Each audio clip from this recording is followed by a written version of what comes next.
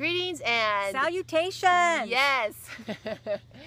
So, here we are, and Vera and I wanted to discuss something. We kind of started talking about it last Saturday about Steve Jobs, and we wanted to discuss something further that really reminds me of what he and Steve Wozniak were able to do in this life, and that is they were able to create a dream, their dream. Exactly. You know, and if you visualize it, I mean, we believe, Vera and I believe, that if you can visualize something, you can create it. And that was something that they very much together, you know, were the epitome of creating something that changed the world. Yeah. I think you had told me before that something he used to always say to his people that worked for him was, I want to change the world. We want to change the world. No matter what happened personally, that is something that... He did, and he wanted to make things better for everybody. Yeah. You know, and still make money, though. Yeah, right. That was in the back of his mind all the time. But yeah. Really, it was innovative what they did. Oh my gosh. Yeah, absolutely. And, you know, if there is something, a goal, let's say, that you strive to and you focus on it, and I don't mean to obsess about it every moment, but if you focus on it with your intent and you invest your emotion and your thoughts to it and your actions too, you can create it, because we are all creators. Right.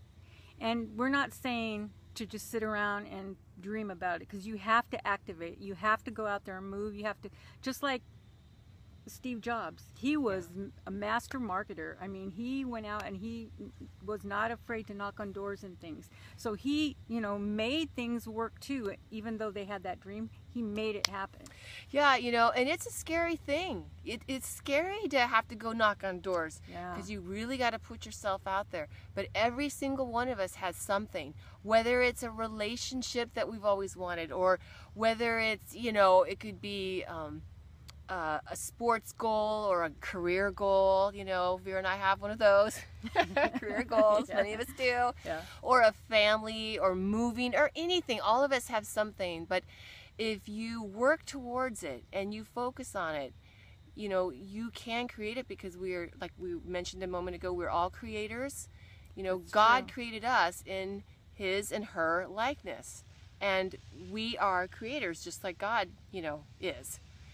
And one of the things I wanted to mention too, that Greg Braden had talked about, is that emotion is, I don't want to say deeper than thought, but it goes further. Oh, so, I think it's deeper than thought. Yeah, if you can put feelings into what you're visualizing that you want to manifest, that will help you to create it as well. And a good example would be, like, let's say if a woman wanted to have a baby and get pregnant and she's having a hard time or what have you, to focus on the feelings of holding that child and, you know, singing to the baby, all the joy and those kinds of emotions. Yeah, exactly. And, you know, you have to believe to achieve it. I mean, without that belief system, it's a dream. Yeah. And you have to make that dream come true in one way or another.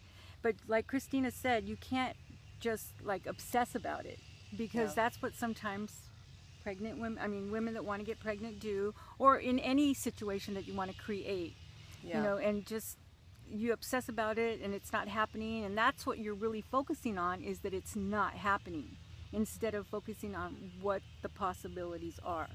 And once you let that go, bam, you're pregnant. Or you're, you know, you get whatever it is in business that you're trying to create, or whatever. Yeah. And that's not to say that, you know, sometimes negative thoughts might come in to our mind, but we immediately have to just put those out of our mind as best as we can and focus on the positive. Just get rid of the negative and focus on the positive, and focus back on your goal. And one of the art prints that I have that I would recommend for that would actually be the Angel of Gratitude. And that's a little girl angel holding a butterfly on her finger. But the reason I would recommend that is because when you have gratitude, and you hear this from a lot of people who have manifested their goals, is that when you have gratitude and you act and you feel as if you've already received that gift or achieve that goal, that's in another part of that emotion that will help to manifest that. Exactly. Bring it into your life. Exactly. So we just wanted to share that with you today in your quest for your goals, achieving your dreams and your goals. And we're looking forward to sharing more with you next week. Exactly. Go out and do it.